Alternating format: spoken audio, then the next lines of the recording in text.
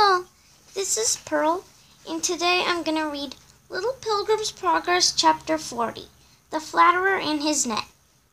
The boys were talking together about little Faith and his troubles when they came to a place where a road led out of the way of the king, in such a manner that it was very difficult to see which path was the right one.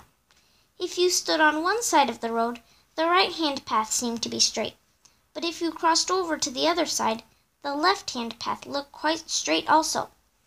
"I don't know which is right," said Christian, and they stood still to consider. Now the shepherds had given the children a little map, and if they had looked at it, they would have seen at once which path to take.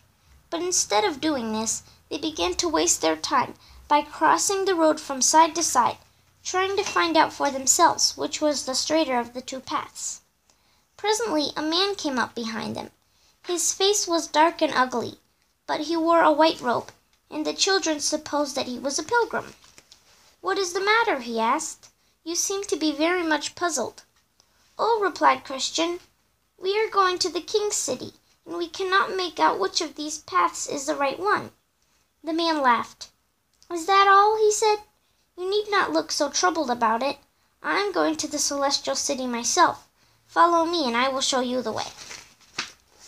So, without waiting to be sure that the man was really a pilgrim, Christian and Hopeful followed him. But very soon they discovered their mistake, for instead of looking toward the celestial city, they found that they were going back to the Delectable Mountains. "This path is not straight, I am sure," exclaimed Christian. Hopeful stopped at once. "Don't you think it is?" he said, in a frightened voice.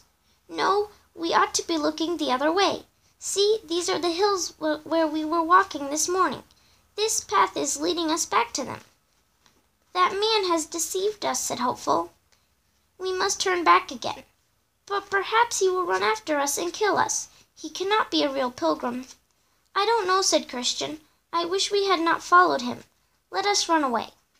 The boys turned round hastily, but at that very moment the man turned also, and before they had time to take a single step toward the way of the king, they found themselves entangled in a large net which he had thrown over them. They fell upon the ground, crying aloud for help, but the man only laughed and walked away. Then his white robe slipped from his shoulders, and they saw that he was a servant of the wicked prince, and had dressed himself like a pilgrim in order to deceive anyone who would listen to him. Christian and Hopeful struggled hard to free themselves from the dreadful net, but the more they pulled at it, the tighter it became, and at last they were forced to lie still, crying together, and thinking how foolish they had been.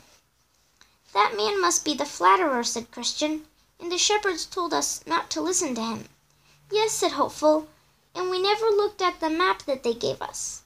"We are very bad pilgrims," sobbed Christian. "We are always doing naughty things.